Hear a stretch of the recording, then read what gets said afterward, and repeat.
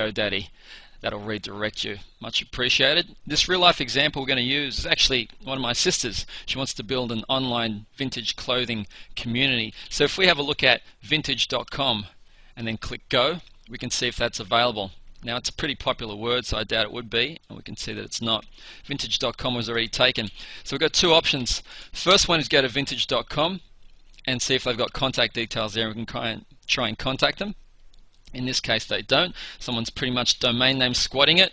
Kind of reminds me of this, Nissan.com, which isn't actually owned by the car company Nissan. Anyways, what we're going to do is go to whois-search.com, and we're going to perform this thing called a whois search, which gives us details of who owns this website called vintage.com. And it'll bring back their details, and then from there we can contact them and make them an offer that they cannot refuse. So here's the details. Happens to be in Brisbane. They're the contact details.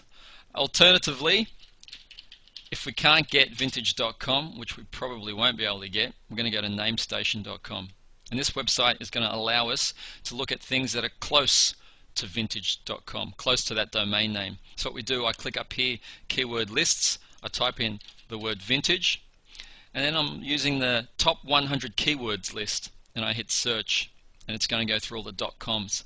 .com is most likely the one you want.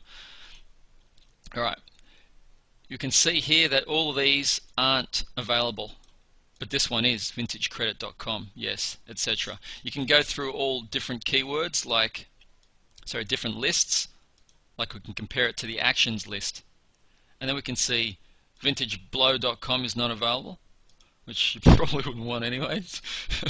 Vintage clothes is available. So once we find one that we like, we go back here to GoDaddy. I've got one that a sister thought of earlier actually, which is We Love Pre-Loved for vintage clothing. Pretty good name, sis. And it's available at $12.19 Australian per year. It's just going to come up with the currency of whatever country you're in. I'm going to go to continue the registration here in the top right. This whole page is pretty confusing. This is what GoDaddy is good at doing, which is called upselling. I'm going to click on no thanks.